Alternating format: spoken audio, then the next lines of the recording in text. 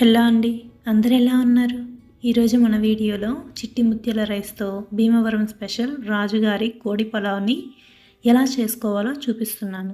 నిజంగా చెప్పాలంటే ఒకసారి కోడి పలావ్ని టేస్ట్ చేసిన వాళ్ళు మళ్ళీ మళ్ళీ చేయమంటారు. అంత గుమగుమలాడే రుచి ఇందులో ఉంటుంది. నేను ఈరోజు చెప్పే ఇంగ్రీడియంట్స్, కొలతలు ఎగ్జాక్ట్గా ఫాలో అయితే రెస్టారెంట్కి వెళ్ళాల్సిన అవసరం లేకుండా ఇంట్లోనే అసలైన రాజుగారి కోడి పులావ్ టేస్ట్ని ఎంజాయ్ చేయొచ్చు. స్పెషల్ డేస్, వీకెండ్స్, గెస్ట్స్ వచ్చినప్పుడు లేదా ఫ్యామిలీ లంచ్కి ఈ రెసిపీ పర్ఫెక్ట్గా ఉంటుంది. వండుతున్నప్పుడే ఇల్లంతా వచ్చే అరోమాకి అందరూ కిచెన్ దగ్గరికి వచ్చేస్తారు. ఆ స్మెల్ అంత బాగుంటుంది. మరి ఇంకెందుకు ఆలస్యం, స్టెప్ బై స్టెప్గా ఈ టేస్టీ రాజుగారి కోడి పులావ్ని ఎలా తయారు చేసుకోవాలో చూద్దాం పదండి. ముందుగా ఒక గిన్నె తీసుకొని అందులోకి 2 గ్లాసుల వరకు చిట్టి ముత్యాల బియ్యం తీసుకోవాలి. వెయిట్లో చెప్పాలంటే దాదాపు అరకిలో అంటే 500 గ్రాముల వరకు బియ్యం తీసుకున్నాను. చిట్టి ముత్యాలు అంటే ఇలా చిన్న చిన్న ముత్యాల్లా ఉండే రైస్ అన్నమాట. ఈ రైస్లో న్యాచురల్గానే మంచి ఫ్లేవర్ ఉంటుంది. అందుకే ఈ రెసిపీకి వీలైనంత వరకు చిట్టి ముత్యాల రైస్నే యూజ్ చేయండి. ఇన్ కేస్ మీ దగ్గర చిట్టి ముత్యాలు దొరకకపోతే మనం రోజు వాడుకునే రైస్ అయినా వాడుకోవచ్చు. కానీ బాస్మతి రైస్ మాత్రం అస్సలు యూజ్ చేయకండి, ఎందుకంటే ఈ రెసిపీకి కావాల్సిన టెక్స్చర్ రాదు. ఇప్పుడు ఈ బియ్యాన్ని ఒకసారి బాగా కడిగి నీళ్లు మొత్తం వంచేయాలి. స్ట్రెయినర్లోకి తీసుకున్నా సరిపోతుంది. మనకి రైస్లో ఎక్స్ట్రా వాటర్ ఉండకూడదు. ఒక విషయం గుర్తుపెట్టుకోండి, ఈ రెసిపీ కోసం రైస్ని అస్సలు నానబెట్టకూడదు. కడిగి వాటర్ వంచి పక్కన పెట్టేస్తే సరిపోతుంది. ఇప్పుడు 1 కేజీ చికెన్ తీసుకోవాలి. మీరు క్వాంటిటీ తక్కువ చేయాలనుకుంటే 750 గ్రాముల వరకు కూడా వాడుకోవచ్చు. కానీ నేను గ్రేవీ సపరేట్గా చేయకుండా సర్వ్ చేసుకోవడానికి కేజీ చికెన్ తీసుకుంటున్నాను.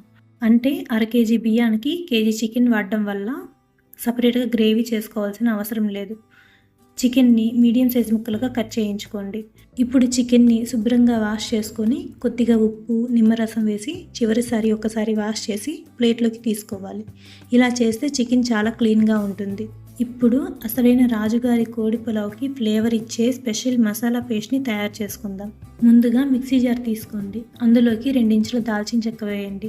అలానే ఒక అనాస పువ్వు, 8 నుంచి 10 లవంగాలు, 6 నుంచి 7 యాలక్కాయలు, ఒక జాపత్రి, పావు ముక్క జాజికాయ, 1 టీ స్పూన్ గసగసాలు, 1 టీ స్పూన్ సోంపు, 1 కప్పు వరకు వెల్లుల్లి రెబ్బలు తొక్క తీసి వేసుకోండి. 2 టేబుల్ స్పూన్ల వరకు జీడిపప్పు వేయండి. అలానే 2 టేబుల్ స్పూన్లు పుదీనా వేయండి. పావు కప్పు కొత్తిమీర వేయండి. 2 టేబుల్ స్పూన్ల వరకు అల్లంని ఇలా చిన్న చిన్న ముక్కలుగా కట్ చేసి వేసుకోండి. ఇందులోనే ఒక మీడియం సైజు ఉల్లిపాయని కూడా కట్ చేసి వేసుకోండి. లేదంటే పావు కప్పు సాంబార్ ఉల్లిపాయలు వేసుకున్నా చాలా బాగుంటుంది. ఇప్పుడు వీటన్నింటినీ నీళ్లు వేయకుండా మెత్తగా పేస్ట్ లాగా గ్రైండ్ చేసుకోవాలి. ఉల్లిపాయలో ఉన్న మాయిశ్చర్ సరిపోతుంది. ఇలా గ్రైండ్ చేసిన తర్వాత ఒక్కసారి స్మెల్ చూడండి. ఆ అరోమాకి ఇల్లంతా గుమగుమలాడిపోతుంది. ఈ పేస్టే మన రాజుగారి కోడి పులావ్కి స్పెషల్ టేస్ట్ తీసుకొస్తుంది. ఇప్పుడు స్టవ్ ఆన్ చేసి ఒక ప్యాన్ పెట్టి అందులో 3 టేబుల్ స్పూన్ల వరకు ఆయిల్ వేసుకోవాలి. ఆయిల్ హీట్ అయిన తర్వాత పావు కప్పు వరకు జీడిపప్పు పలుకులు వేసి గోల్డెన్ కలర్ వచ్చే వరకు ఫ్రై చేసుకోవాలి. వీటిని ప్లేట్లోకి తీసి పక్కన పెట్టండి. ఈ టైంలో మీ దగ్గర సాంబార్ ఉల్లిపాయలు ఉంటే 1/2 కప్ వరకు వేసుకొని కొద్దిగా పసుపు వేసి దోరగా ఫ్రై చేసి పక్కన పెట్టుకోవచ్చు. లేకపోతే స్కిప్ చేయండి. ఇప్పుడు అదే ఆయిల్లో చికెన్ మొత్తం వేసుకోవాలి. ఇందులోకి 1/2 టీ స్పూన్ పసుపు వేయండి. రుచికి సరిపడా ఉప్పు, 1 టేబుల్ స్పూన్ కారం, 1/2 టీ స్పూన్ జీలకర్ర పొడి, 1 టేబుల్ స్పూన్ ధనియాల పొడి వేసి 1 టీ స్పూన్ అల్లం వెల్లుల్లి పేస్ట్, 2 టేబుల్ స్పూన్లు పెరుగు వేసుకోవాలి. ఇప్పుడు అన్నిటినీ బాగా కలిపి మూత పెట్టి చికెన్ మెత్తగా కుక్ అయ్యే వరకు ఉడికించుకోవాలి. చికెన్లో నుంచి వాటర్ వస్తుంది. అదే వాటర్లో చికెన్ కుక్ అవుతుంది. ఒకవేళ మీరు ముదురు కోడి తీసుకుంటే కొద్దిగా నీళ్లు యాడ్ చేసుకోవచ్చు. ఇప్పుడు చికెన్ పూర్తిగా ఉడికి అందులో ఉన్న వాటర్ కూడా దాదాపు ఎగిరిపోయి గ్రేవీ కొంచెం దగ్గర పడిన తర్వాత 2 మీడియం సైజ్ టమాటాలను తీసుకొని మిక్సీ జార్లో వేసి పైన ప్యూరీ లాగా గ్రైండ్ చేసుకున్నాం కదా. ఇప్పుడు ఆ టమాటా ప్యూరీ మొత్తాన్ని చికెన్లో వేసేయండి. అలాగే మనం ముందుగా గ్రైండ్ చేసి పెట్టుకున్న స్పెషల్ మసాలా పేస్ట్ ఉంది కదా, అందులోంచి 2 టేబుల్ స్పూన్ల వరకు తీసుకొని ఇందులో వేసుకోవాలి. ఇప్పుడు మొత్తం ఒకసారి బాగా కలిపి మూత పెట్టి గ్రేవీ కొంచెం థిక్ అయ్యే వరకు కుక్ చేసుకోవాలి. టమాటా పచ్చివాసన పూర్తిగా పోవాలి.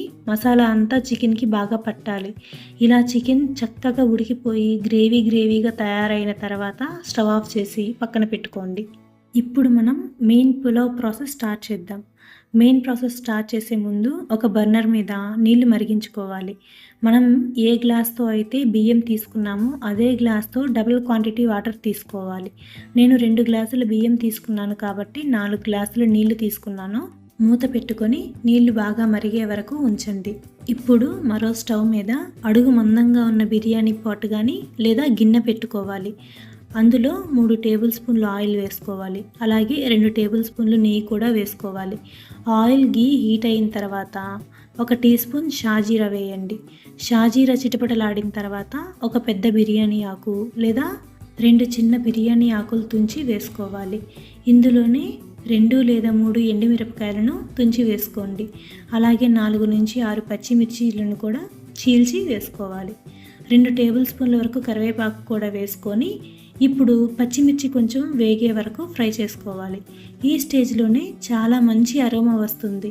ఇప్పుడు మనం వాష్ చేసి వాటర్ పూర్తిగా వడకట్టి పెట్టుకున్న రైస్ని ఇందులో వేసుకోవాలి. ఈ రెసిపీలో అసలు టెక్నిక్ అంతా ఇక్కడే ఉంటుందండి.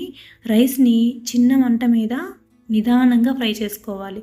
మనం రైస్ని ముందుగా నానబెట్టుకోలేదు కదా, దానికి ఇదే కారణం.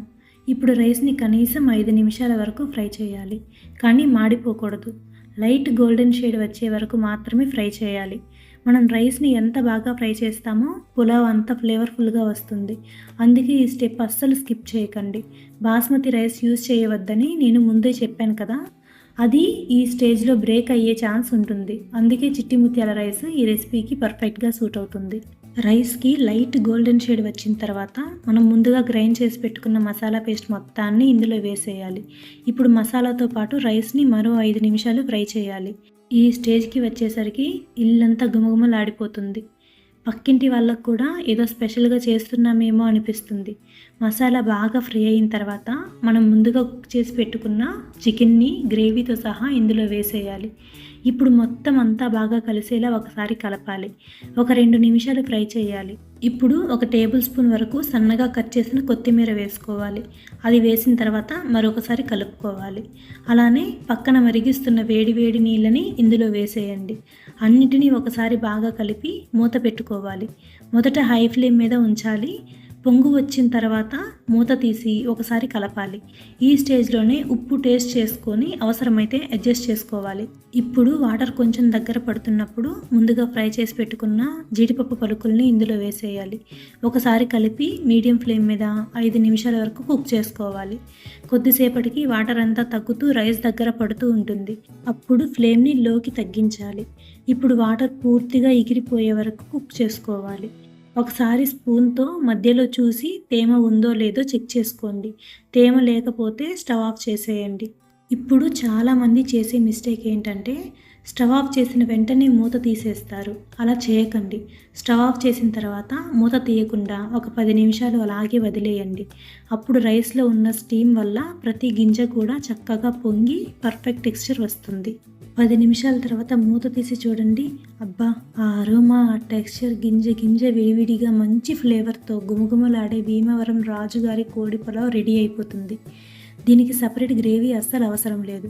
సింపుల్గా ఆనియన్ రైతా లేదా పెరుగు పచ్చడితో సర్వ్ చేసుకుంటే చాలు. టేస్ట్ మాత్రం నెక్స్ట్ లెవెల్లో ఉంటుంది.